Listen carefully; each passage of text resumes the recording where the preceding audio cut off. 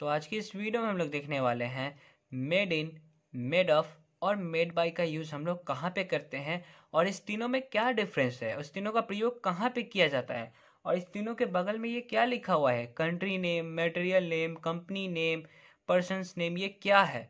तो आप लोगों ने बहुत बार सुना होगा कि ये जो मोबाइल है या फिर कोई सामान है, आपने सुना होगा कि ये मेड इन इंडिया है। इसका मतलब क्या है कि ये इंडिया में बना है ना, इंडिया में इसको बनाया गया है। तो वहां पे हम लोग किसका प्रयोग करते हैं, मेड इन का। तो इसीलिए यहाँ पे मेड इन के बगल में लिखा हुआ है कंट्री नेम।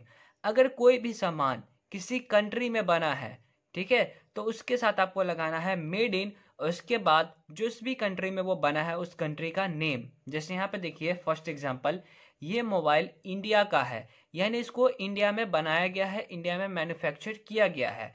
तो इसका अंग्रेजी क्या होगा, this mobile is made in India.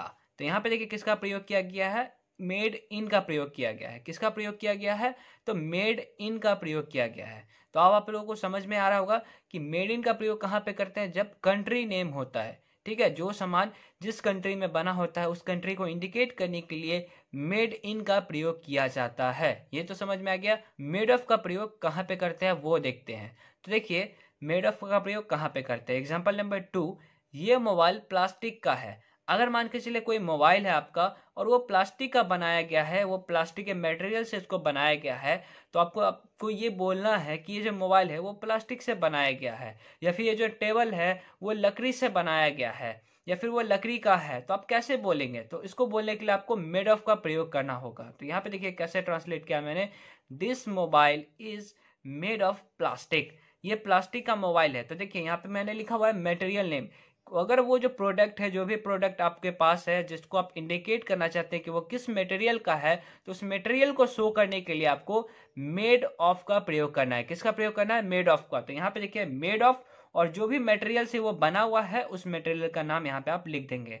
जैसे ये टेबल लकड़ी का है, तो आप क्या बोलेंगे, this table is made of would. Would मतलब क्या होता है, लकड़ी। तो यहाँ पे वो डालेंगे, जिस भी मटेरियल से बना होगा उस मटेरियल का नेम यहाँ पे आप डालेंगे। ये तो समझ में आ गया अच्छे से। अब देखिए मेड बाय का यूज कहाँ पे करते हैं वो देखिए। तो देखिए जैसे आप लोग बोलते होंगे कि ये मोबाइल वीवो का है या फिर ये मोबाइल ओप्पो का है, जिस भी कंपनी को आप इंडिकेट करते हैं तो आप बोलते हैं ना कि ये मोबाइल वीवो कंपनी का है ना। कंपनी को शो करने के लिए, तो कंपनी को शो करने के लिए आपको मेड बाय का प्रयोग करना होगा। किसका प्रयोग करना होगा, मेड बाय। इसलिए यहाँ पे ब्रैकेट में लिखा हुआ है कंपनी नेम या फिर पर्सन्स नेम। ठीक है, तो देखिए यहाँ पे this mobile is made bye, देखिए यहाँ पे किसका प्रयोग किया गया है, मेड बाय का, मेड बाय वीवो। ये मोबाइल जो है वो वीवो के द्वारा बनाया गया है, मेड बाय वीवो। ठीक है, तो यहाँ पे मेड बाय का प्रयोग किया गया। ठीक है, ये तो समझ में आ रहा होगा।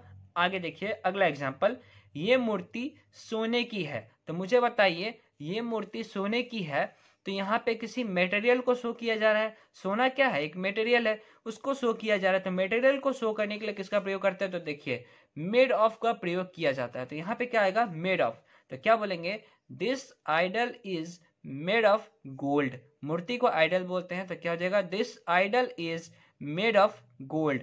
ये जो मूर्ति है वो सोने की है।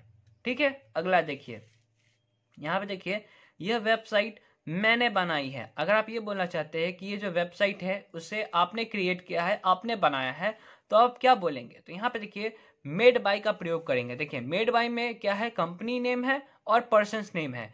अगर किसी पर्सन के द्वारा वो बनाया गया है तो वहां पे मेड बाय और फिर पर्सन का नेम। तो यहाँ पे आपके द्वारा बनाया गया है तो यहाँ पे मी हो जाएगा। तो क्या हो जाएगा, this website is made by me.